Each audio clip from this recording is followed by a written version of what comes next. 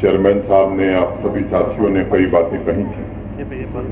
उसमें से एक मुख्य बात डिस्ट्रिक्ट हॉस्पिटल की, जिसकी जरूरत लंबे समय से महसूस की जा रही थी, आज संगे बुनियाद रखी गई है। सबसे पहले मैं बड़गांव के सभी नागरिकों को इसकी हृदय से बधाई देना चाहता हूं। 2 साल का समय आरएनबी के चीफ इंजीनियर साहब ने लिया है और उनसे हम लोगों ने आग्रह किया है कि साहब ये 1.5 वर्ष में बन जाए, और उन्होंने इस बात को स्वीकारा है कि नहीं, कोशिश करके 1.5 साल में बनाएंगे। लंबे समय से बड़गांव के लोगों का इंतजार था। 125 बेड का अस्पताल लगभग 50 करोड़ रुपए की लागत से बनेगा। हेल्थ डिपार्टमेंट ने भी काफी कोशिश की है। एक अनुरोध मैं सेक्रेटरी हेल्थ से करूंगा कि इस अस्पताल के लिए जो आवश्यक मैन पावर, उसकी प्रक्रिया भी हम लोगों को शुरू कर देनी चाहिए, ताकि भवन का निर्माण जब पूरा हो तो मैन पावर की उपलब्धता भी रहे, ताकि अस्पताल ठीक से चल सके। स्वाभाविक रूप से अभी मेहता जी को आप सुन रहे थे, जब व्यवस्थाएं ठीक से चलती हैं तो इससे सामान्य आदमी को लाभ होता है। अपार संभावनाओं तथा करोड़ों आकांक्षाओं से भरे जम्मू कश्मीर को सुविधाओं के लिए काफी लंबा इंतजार करना पड़ा है। आपके सपने और सरकारी सुविधा के बीच पहले जो लंबा फासला हुआ करता था, उसे कैसे कम किया जाए, कैसे समाप्त किया जाए, उसकी हर कोशिश की जा रही है। और मुझे लगता है कि आज का जो कार्यक्रम है वो इसी बात का प्रमाण है। फिर से जम्मू कश्मीर अपनी पूरी ताकत, क्षमता और नागरिकों के जीवन स्तर को बेहतर बनाने के लिए पूरा प्रशासन शिद्दत से, संवेदनशीलता से काम कर रहा है। व्यक्तिगत रूप से मैं मानता हूं कि जम्मू कश्मीर में वो क्षमता है, वो सामर्थ्य है कि वह भारतवर्ष का सबसे विकसित राज्य बन सकता है। इसलिए जन जन की सोच में बदलाव आए, भविष्य उन्मुख विचारधारा सबके मन में रहे, विकास की योजनाओं को राजनीति के ऊपर रख करके प्राथमिकता देकर देश के मुकुटमणि को प्रगति की नई ऊंचाइयों पर पहुंचाने के लिए प्रशासन और जम्मू कश्मीर के नागरिक साथ मिलकर के समर्पित भाव से यदि काम करेंगे तो ये लक्ष्य हम निश्चित रूप से प्राप्त कर सकेंगे। कार्यक्रम के संचालक महोदय ने बताया कि कल माननीय प्रधानमंत्री जी ने पीएम विश्वकर्मा योजना का शुभारंभ किया। 18 तरह के जो आर्टिजन्स हैं, वो चाहे पत्थर तोड़ने वाले हों, लकड़ी का काम करने वाले हों, ब्लैक स्मिथ लोहार हों, सोनार हों, ऐसे 18 तरह के लोगों के जीवन में एक बड़ा बदलाव इस योजना के कारण शुरू हो रहा है। देश के करोड़ों लोगों को इस योजना का लाभ मिलेगा। कल माननीय प्रधानमंत्री जी ने इस योजना का शुभारंभ किया। जम्मू कश्मीर प्रशासन भी प्रतिबद्ध है कि ऐसे सभी लोगों को पंचायत स्तर पर चिन्हित करना, उनका कार्ड बनाने का काम जिला स्तर पर होना और फिर यूटी स्तर पर अंतिम सूची प्रकाशित कर दी जाए, ताकि 3 लाभ उसमें मिलने वाले हैं। एक तो हर व्यक्ति को 15,000 रुपए की टूल किट, उसका वाउचर मिलेगा सरकार की ओर से। आप जो भी चाहेंगे वो 15,000 रुपए का सामान खरीद सकते हैं। जो भी हमारे आर्टिजन्स हैं, उनकी ट्रेनिंग का भी इंतजाम इसमें रखा गया है। वो व्यवस्था भी जम्मू कश्मीर प्रशासन बना रहा है और आपकी ट्रेनिंग भी होगी। और प्रतिदिन, क्योंकि ये जो लोग हैं रोजमर्रा काम करते हैं और तब उनका परिवार चलता है, तो 500 रुपए प्रतिदिन ट्रेनिंग। और सामाजिक रूप से कैसे उन्हें मजबूत किया जाए, क्या वो जनधन योजना के अंतर्गत हर इंसान का बैंक खाता खोला गया, प्रधानमंत्री मुद्रा योजना के अंतर्गत 10 लाख रुपए के ऋण उन तमाम नौजवानों को, उन बहनों को जो स्वरोजगार अपना काम करना चाहती थी, उनको बिना किसी कोलेट्रल गारंटी के दी गई। और जम्मू कश्मीर तो उसका सबसे बड़ा लाभार्थी है। पिछले 3 वर्षों में लगभग 5 लाख से ज्यादा नौजवानों को, बहनों को हम सब ऋण उपलब्ध कराने में हमें सफलता मिली। पिछले वर्ष जब बैक टू विलेज 4 चल रहा था और माई टाउन माई प्राइड 2 का कार्यक्रम, तो जो काम थे उसमें लिए गए, उसमें एक महत्वपूर्ण काम था कि हर पंचायत से 15 नौजवानों को हमें आइडेंटिफाई करना है और उन 15 नौजवानों को आर्थिक सहायता देकर के वो खुद अपना काम करें, केवल खुद को नहीं बल्कि एक आध लोगों को और रोजगार दे सके। और मुझे आपको बताते हुए खुशी है कि कार्यक्रम समाप्त हुआ, उसके 1 महीने के अंदर, उस समय जम्मू में थे हम लोग, 75,000 नौजवान बच्चों और बच्चियों को 939 करोड़ रुपए का ऋण दिलाने में जम्मू कश्मीर प्रशासन को सफलता मिली। मुझे लगता हमारी बहनों का सेल्फ हेल्प ग्रुप है, 6 लाख से ज्यादा बहनें हमारी जुड़ी हैं आज सेल्फ हेल्प ग्रुप से। उनके लिए भी अनेक कार्यक्रम जम्मू कश्मीर प्रशासन चला रहा है। स्टैंड अप इंडिया की जो योजना शुरू हुई है देश में पिछले 8 सालों से, खास तौर से, और उसके पात्र लोग कौन है? SC, ST और महिला। तो समाज के हर वर्ग के लिए कोई न कोई योजना भारत सरकार चला रही है, आदरणीय प्रधानमंत्री जी की दूरदृष्टि के काम। और जम्मू कश्मीर तो उसका एक जीता जागता उदाहरण है, क्योंकि बिना किसी भेदभाव के सुविधा और संसाधन जम्मू कश्मीर के हर समाज को पहुंचे, जो माननीय प्रधानमंत्री जी का निर्देश है, उस निर्देश पर ईमानदारी पूर्वक जम्मू कश्मीर प्रशासन काम कर रहा है। चाहे वो पेंशन हो, गैस सिलेंडर हो, हॉस्पिटल हो, गरीब के घर पर छत हो, सड़क हो, बिजली हो, पानी हो, रेहड़ी लगाने वालों, दिहाड़ी मजदूरों को भी आज ढेर सारे लाभ दिए गए। किसान हो, नौजवान हो, सबको सहायता देने की कोशिश की जा रही है। और मुझे लगता है कि कोई क्षेत्र ऐसा नहीं है जिसमें प्रशासन लोगों की मदद के लिए आगे नहीं आ रहा है। और मुझे जो बात अभी चेयरमैन साहब कर रहे थे कि सबका साथ, सबका विकास, सबका विश्वास और सबका प्रयास, यही मूल मंत्र है जम्मू कश्मीर का, जिससे एक एक नागरिक के जीवन में बदलाव हो, ये हमारा लक्ष्य है। अभी एक बैठक भी है, तो मैं कोई लंबा भाषण नहीं करने वाला हूं। एक बात पिछली बार जब मैं आया था तो यहां उठाई गई थी कि डिग्री कॉलेज बनना चाहिए। तो मैंने उस दिन कहा था कि नहीं, डिग्री कॉलेज नहीं, बडगांव में यूनिवर्सिटी बननी चाहिए। और क्लस्टर यूनिवर्सिटी के लिए यहाँ के डीसी साहब ने जमीन प्रस्तावित की है, दीपकाम साहब ने, वो काम भी अपने अंतिम चरण में है।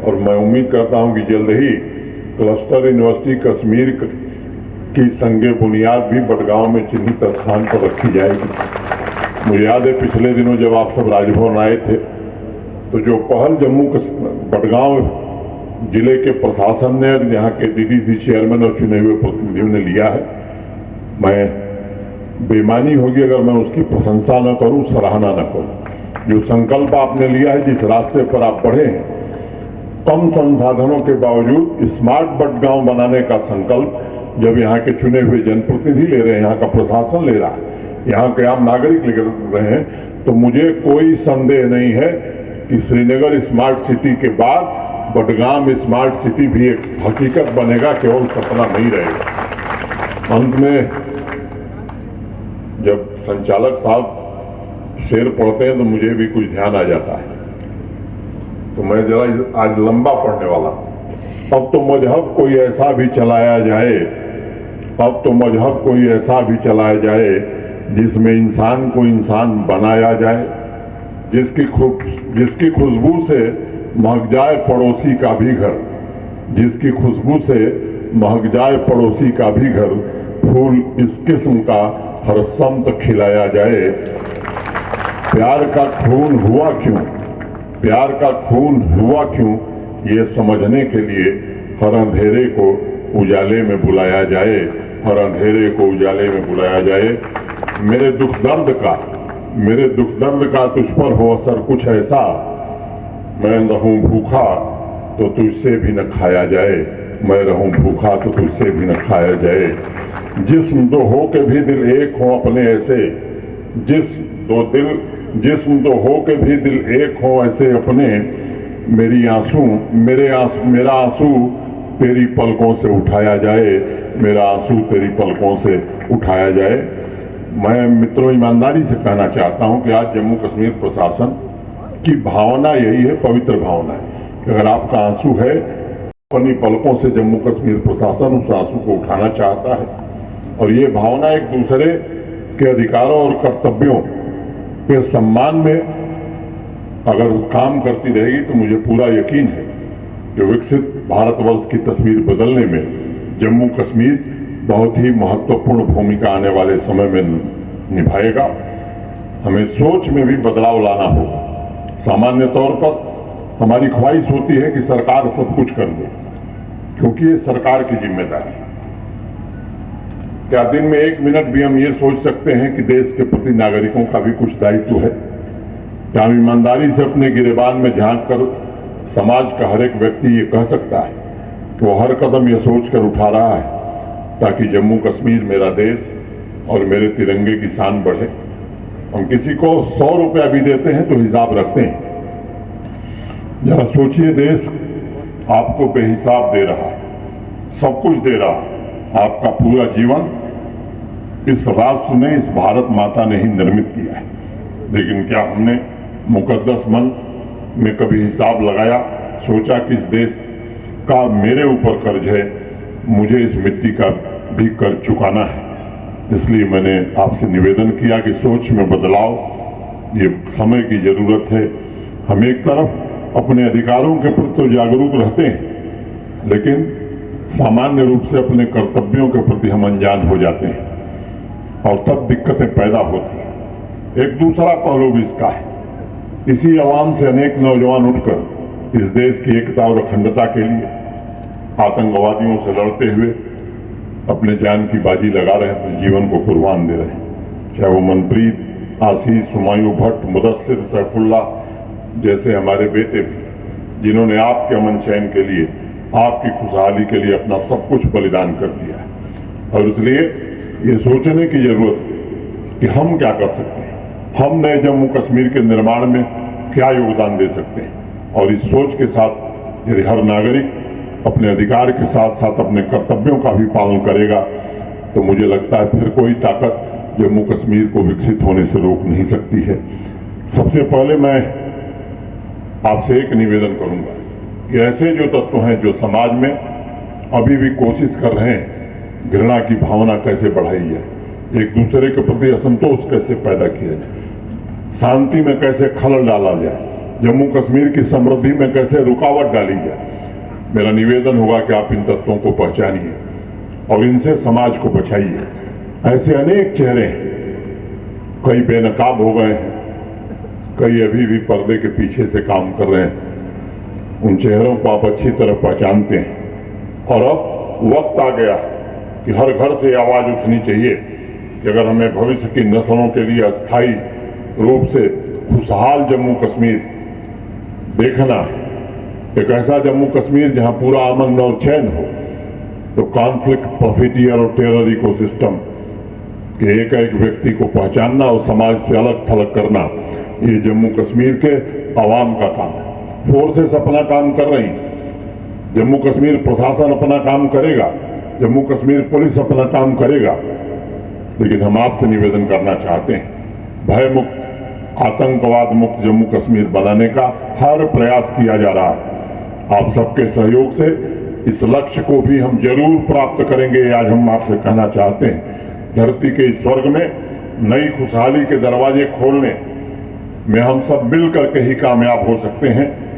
अनेक विकसित राज्यों की श्रेणी में, जो देश के अनेक विकसित राज्य जो आज विकसित राज्यों की श्रेणी में आए हैं, ये यकायक नहीं आए हैं, उन्होंने मेहनत की है, वहां के नागरिकों ने भी अपने कर्तव्यों को पहचाना है। सालों में यह हवा बदली है, लोगों को अपनी मर्जी से जीने का हक लंबे समय बाद जम्मू कश्मीर में मिला है। और इसलिए जब भी परिवर्तन होता है तो स्वाभाविक रूप से कुछ लोगों को उसके खिलाफ बोलना ही होता है।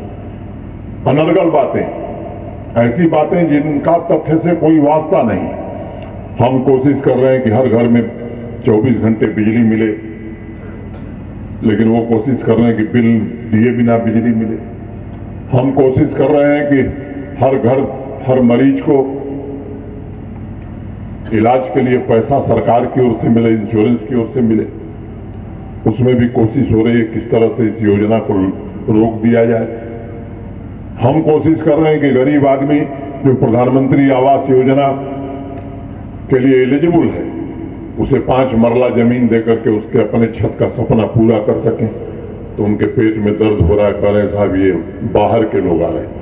मैं यहाँ आप सब बैठे हुए हैं, मैं आपसे पूछना चाहता हूँ, बडगांव के सम्मानित नागरिकों से, चुने हुए जनप्रतिनिधियों से, आप बताइए प्रधानमंत्री आवास योजना में जितने लोगों को घर दिया गया, बडगाम के बाहर का एक भी आदमी है? कोई आप बताइए, अगर जानते हैं तो खुल करके। एक भी आदमी है जो बडगांव के बाहर का रहने वाला है? फिर इस तरह की बात जो लोग करते हैं, उनकी नीयत को आपको समझने की जरूरत है। ये नहीं चाहते हैं कि गरीब आदमी को, वंचित आदमी को, कॉमन मैन को कोई लाभ प्रशासन दे सके। ये नहीं चाहते हैं कि आपकी जिंदगी में खुशहाली आवे, आपकी जिंदगी में बदलाव। उनके इर्द गिर्द घूमने वाले कुछ लोग जिन्होंने विदेशों में जाकर के घर बनाए, जिनके बच्चे विदेशों में पढ़ते हैं, वो मानते हैं कि उन्हीं का जम्मू कश्मीर के सरकारी प्रशासन और सरकारी संसाधन पर हक है। मैं आज कहना चाहता हूं कि वो दिन लग गए हैं।